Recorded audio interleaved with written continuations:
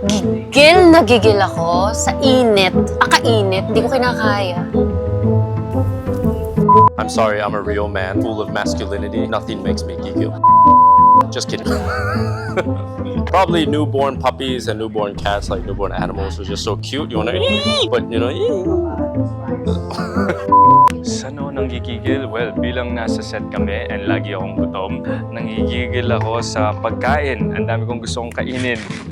24/7 patay gutom. Kung meron dyan gusto magbigay sa akin ng extra sour na sinigang, thank you. Ngayon, ang pinanggigigilan ko yung pusa ko. Lalo na pa mga pusa, ako nanggigigil talaga ako. Parang sarap nilang lamutake. So yun, yun ang pinanggigilan ko. Mga hayop, alagang hayop. Gigil ako sa mga korap. Nanggigigil ako kay Ikit ha. Naiinis na ako sa kanya. Kung ano-ano mga gusto niyang gawin dito sa show. Gusto niya pa akong habulin at kasuhan. Yun lang. Yung karakter.